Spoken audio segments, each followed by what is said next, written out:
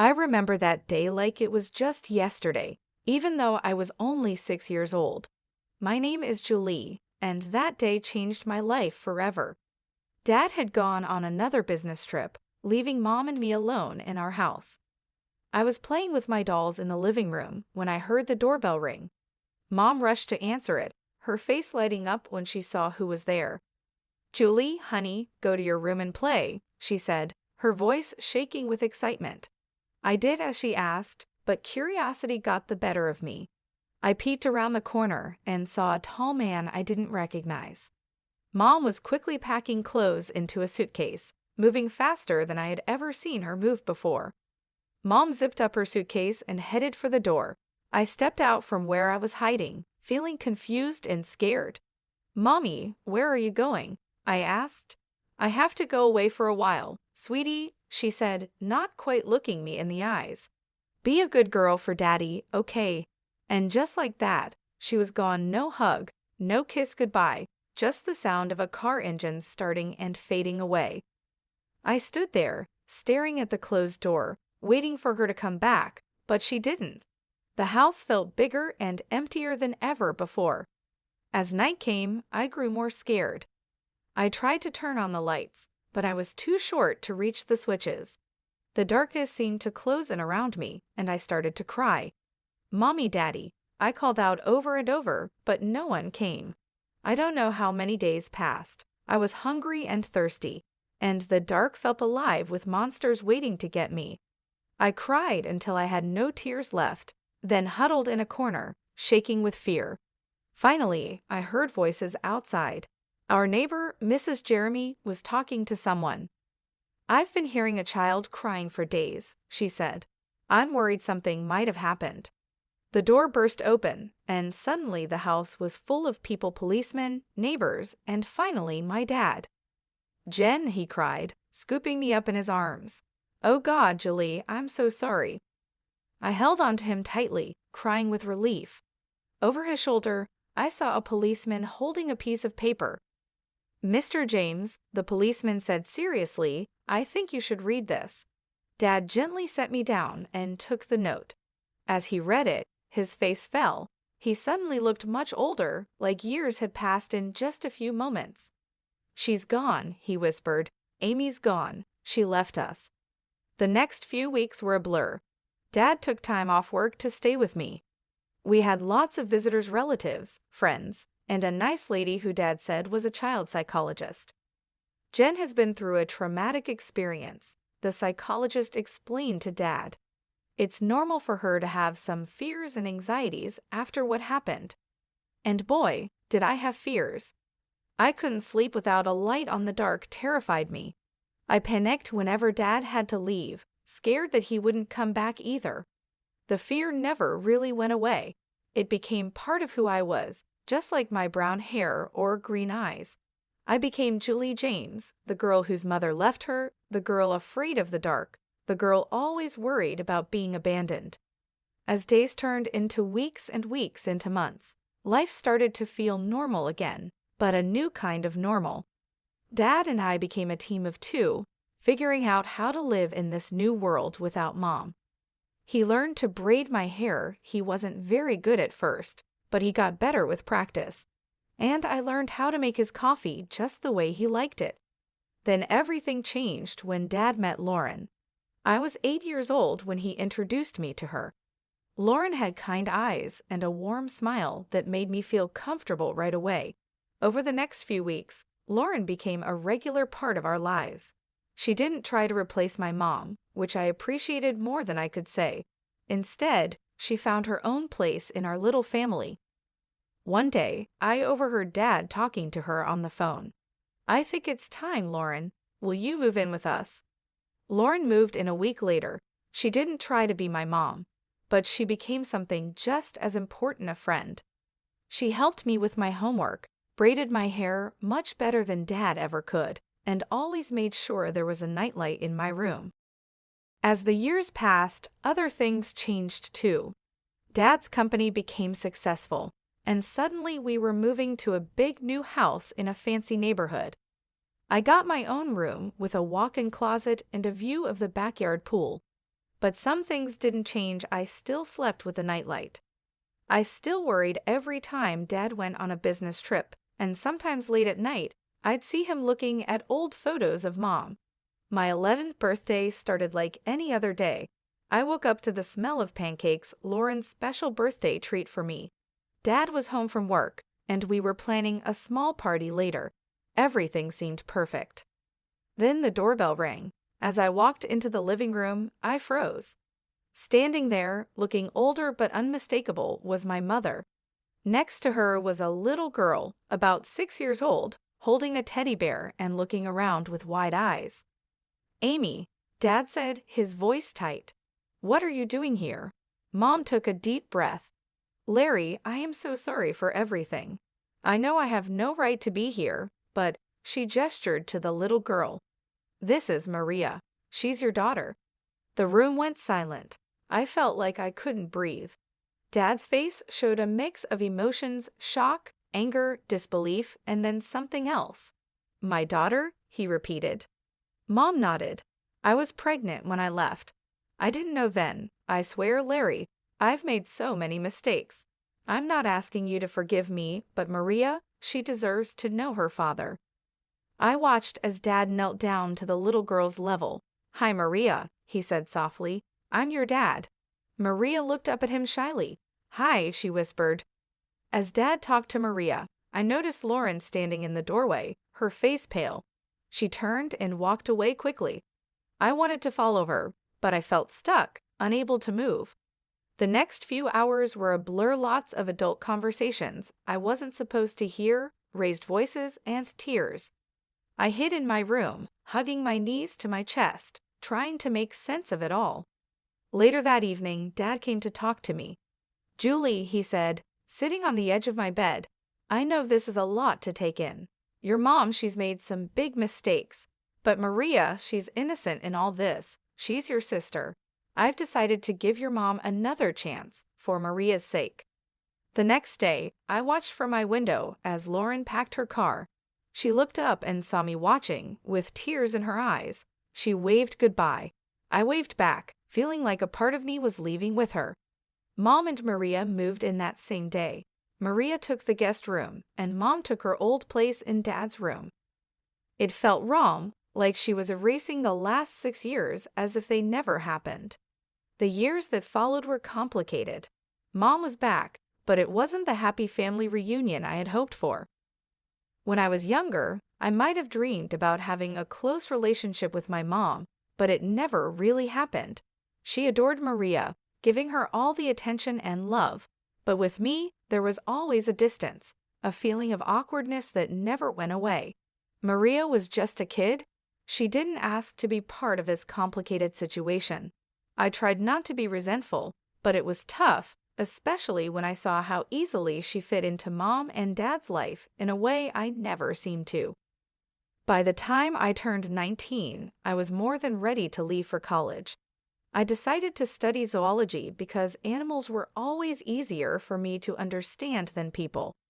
They didn't judge, they didn't have complicated emotions, and they didn't come with messy family histories. They just were. The day I left for college was bittersweet. Dad hugged me tightly, his eyes misty. "I'm so proud of you, Julie," he said. "You're going to do great things." Mom gave me an awkward pat on the shoulder and said, "Good luck," but her smile didn't quite reach her eyes. Maria, now 14, rolled her eyes and muttered, "Finally, I get my own room." I pretended not to hear her and focused on Dad's warm embrace. College was a relief. For the first time, I was away from the tension at home and the constant reminder of my complicated family situation. I threw myself into my studies, finding peace in the world of animals and nature. But even though I did well in school, I struggled socially. Years of feeling like an outsider in my own family had left a mark. I was quiet, reserved, and always afraid of getting too close to people. What if they left, like Mom had? What if they replaced me, like Maria seemed to have done? Instead, I found comfort at the small zoo on campus, where I volunteered in my spare time, caring for the animals. There was a particularly grumpy old llama named Larry who became my favorite. He didn't like most people, but he seemed to tolerate me. The years at college went by quickly, and before I knew it, I was graduating. As I stood in my cap and gown, diploma in hand, I scanned the crowd. Dad was there, beaming with pride. Mom and Maria were there too, clapping politely. "Congratulations, Julie," Mom said stiffly. "Your father and I have been talking, and, well, we think it's time you started looking for your own place. You know, spread your wings." I felt like I had been punched in the stomach. I looked at Dad, hoping he would disagree with Mom, but he just looked away, his face full of pain. "Right," I said, trying to keep my voice steady. "Of course, I'll start looking right away." The days after my graduation were tense. I was back in my childhood home, but it didn't feel welcoming at all. Dad tried his best to make me feel comfortable, but Mom and Maria made it clear that I was not wanted there. "Julie, have you started looking for jobs yet?" Mom would ask during breakfast, her tone pretending to be sweet. "You know, it's important to get your foot in the door early," Maria would add, with a smirk. "Yeah, and maybe you could find your own place too. It's getting kind of cramped around here." Nights were the hardest.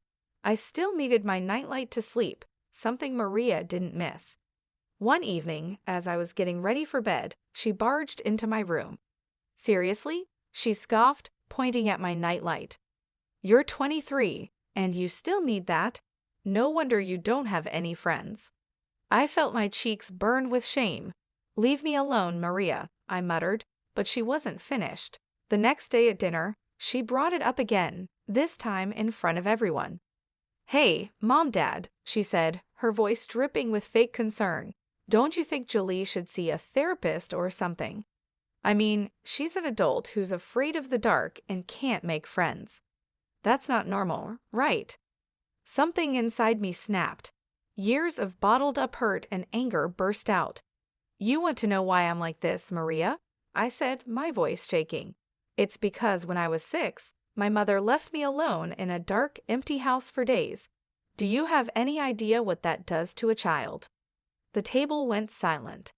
Dad stared down at his plate, his face full of guilt and pain. Mom's eyes widened in shock, and then quickly filled with tears. "How dare you?" she cried, her voice rising dramatically. "How can you be so cruel and vindictive? I've tried so hard to make amends, to be a family again, and this is how you repay me?" As Mom continued her tearful rant and Maria smirked triumphantly, I realized something: I couldn't live here anymore.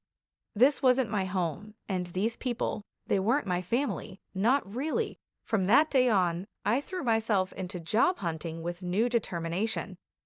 Finally, a glimmer of hope, I had an interview scheduled at a small wildlife rehabilitation center. It wasn't glamorous, but it was a start. I left the house that morning feeling cautiously optimistic. But when I arrived, I found a hastily scribbled note on the door. "Interviews canceled due to unforeseen circumstances. We apologize for the inconvenience."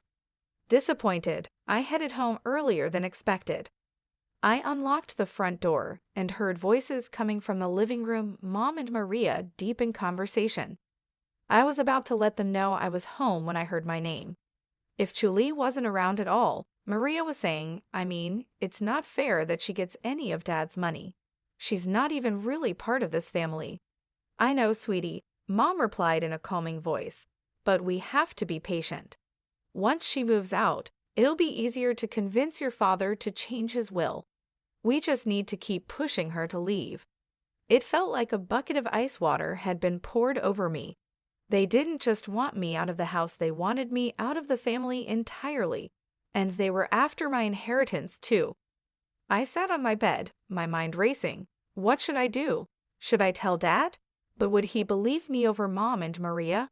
He had forgiven Mom for leaving us before, and he loved them both. Maybe he'd take their side. My first bit of luck came when I saw a job posting for the Oklahoma City Zoo. They needed a zoologist to help with their wildlife rehabilitation program. It wasn't a fancy job, but it was exactly what I had been trained for. I sent in my application right away, and to my surprise and happiness, I got called in for an interview. On the day of the interview, I stood in front of the zoo's main gate, taking deep breaths to calm my nerves. The interview went better than I could have imagined. The head zoologist, Dr. Frank, seemed impressed with my knowledge and passion. "You've got the job, Julie," she said with a warm smile. "Welcome to the team." I could have cried with relief. Finally, something was going right. Working at the zoo was everything I'd hoped for and more. I spent my days caring for injured wildlife, educating visitors about conservation, and even helping with research projects. In the evenings, I'd return to my tiny apartment, which I was able to rent with the money I saved. To combat the loneliness, I started joining online forums for animal lovers and people with similar interests. That's where I met Scott. Scott was from the same city, shared my love for animals, and had a great sense of humor that made me laugh even on my toughest days. We started chatting regularly, sharing stories about our day, and discussing everything from the latest conservation efforts to our favorite books. One day, Scott suggested we exchange photos. With trembling hands, I sent him a recent picture of me at the zoo. He replied with a photo of himself. He had kind eyes and a warm smile that made my heart skip a beat. But as much as I enjoyed our conversations, the idea of meeting in person or even admitting my growing feelings scared me. What if he rejected me once he got to know the real me? What if he left, just like Mom did?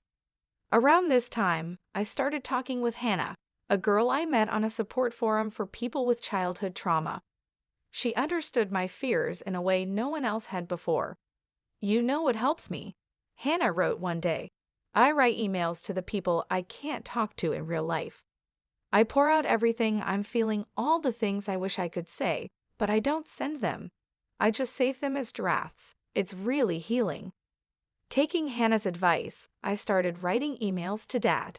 In them, I told him everything: how I overheard Mom and Maria's conversation, how hurt I was that he didn't seem to notice me anymore, and how I felt like an outsider in my own family. I also started writing to Scott. In these emails, I allowed myself to be vulnerable in a way I couldn't be in our chats. "Scott," I wrote, "I think I'm falling for you, but I'm scared. I'm scared of letting anyone get close to me. I'm scared of being hurt again." These emails, too, remained unsent, my feelings safely tucked away in my drafts folder. Dad would call occasionally, his voice a mix of concern and confusion. "Julie, honey," he'd say, "why don't you come over for dinner this weekend? We miss you." Each time, I'd come up with an excuse. "Sorry, Dad, I've got a big project at work," or "I'm not feeling well this week, maybe next time." Then, one Thursday afternoon, I was at the mall picking up some essentials when I heard a familiar voice call my name. "Julie, is that you?" I turned around, and there she was, Lauren, my former stepmother. She looked older, but her kind eyes were just the same. Before I knew it, we were hugging, years of separation melting away in an instant. That's when I noticed a young boy standing beside her, looking up at us curiously. "This is my nephew Justin," Lauren explained, ruffling the boy's hair affectionately. "I'm raising him now," Lauren explained, her voice soft. "My sister passed away last year." Over coffee, Lauren filled me in on her life after she and Dad split up. She had been on her own until her sister's death left Justin in her care. After that, we started meeting regularly, sometimes just the two of us, sometimes with Justin. One day, Lauren called and urgently asked me to look after Justin for the evening. Justin arrived at my apartment, backpack in tow. As I prepared dinner in my tiny kitchen, I could hear him tapping away on my laptop in the living room. I told him he could play games if he finished his homework. When I came out of the kitchen with 2 plates of spaghetti, I found Justin looking guilty, his face pale. "Julie," he said, his voice trembling, "I did something bad. I was curious, and I saw these emails in your drafts folder, and I sent them. All of them. I'm so sorry." The world seemed to spin around me. Those emails, my private thoughts, my deepest feelings had been sent out into the world. To Dad, to Scott, I felt like I couldn't breathe. That night, after Justin left, I lay in bed, my mind racing. What would Dad think? And Scott, oh God, Scott. My phone pinged with a message notification. It was from Scott, but I couldn't bring myself to read it. What if he was disgusted by my feelings? What if he never wanted to speak to me again? I barely slept that night, tossing and turning, imagining all the worst-case scenarios. A few days later, my phone rang. It was Dad. "Julie," he said, his voice serious. "We need to talk. Can you meet me at the cafe near your old high school?" My heart pounded as I sat across from Dad in the small cafe. He looked tired, his face showing lines I hadn't noticed before. "I got your emails," he said quietly. "Julie, I had no idea you were feeling this way about your mother, about Maria, about everything." I couldn't meet his eyes, feeling a mix of shame and fear inside me. "Julie, look at me," Dad said, his voice gentle but firm. I looked up, surprised to see tears in his eyes. "I love you more than anything in this world. I'm so sorry I made you feel like you weren't important to me. That was never, ever my intention." We talked for hours, really talked, in a way we hadn't in years. We talked about Mom's return, about Maria, and about how I had felt pushed aside and forgotten. Dad listened, really listened, occasionally wiping away a tear. Finally, he stood up. "I need some time to process all this," he said, "but Julie, we're going to figure this out, you and me." As I watched him walk away, I felt a mix of relief and nervousness. What was going to happen now? But I didn't have much time to think about it because my phone rang again. It was Scott. "Julie," he said, his voice warm but a little nervous, "I got your email, and I feel the same way. I've been too scared to say it, but I really like you. Would you like to meet for coffee?" My heart soared. "Yes," I said, surprised by how steady my voice was. "I'd love to." The next day, I met Scott at a small coffee shop. He was even more handsome in person, with a kind smile that put me at ease right away. We talked for hours about our fears, dreams, and pasts. For the first time in years, I felt truly seen and understood. As the autumn leaves began to fall, my phone rang one crisp morning. It was Dad. "Julie," he said, his voice warm, but with something serious underneath, "I'd like you to come to Thanksgiving dinner. It's important to me that you're there." Something in his tone made me agree. Thanksgiving Day arrived, and I stood on the doorstep of my childhood home, my heart pounding. Scott had offered to come with me for support, but I felt this was something I needed to face on my own. Mom opened the door, her smile not quite reaching her eyes. "Julie, how nice of you to join us." Maria, lounging on the couch, barely looked up from her phone. "Oh, you came." Dad emerged from the kitchen and hugged me warmly. "I'm glad you're here, sweetheart," he whispered. As we sat down to dinner, the tension was thick. Mom and Maria exchanged glances, their smiles forced and fake, but Dad seemed unusually calm. Just as Mom started to serve the Oklahoma, Dad cleared his throat. "Before we begin, there's something we need to discuss." He reached down beside his chair and pulled out a thick manila folder. Dad began laying out documents on the table. "Amy, Maria," he said, "I've known for a while that something wasn't right, so I did some investigating." He held up a bank statement. "First, I discovered regular withdrawals from our accounts, that I didn't make quite substantial amounts, in fact." Mom's face turned pale, and Maria suddenly found her plate very interesting. Dad continued, pulling out another document. "I also hired a private investigator, Amy. He provided photographic evidence of your meetings with a certain gentleman at the Oklahoma City Hotel." Mom gasped, her hand flying to her mouth. "Larry, I could explain," but Dad wasn't finished. He pulled out one final document, his hand shaking slightly.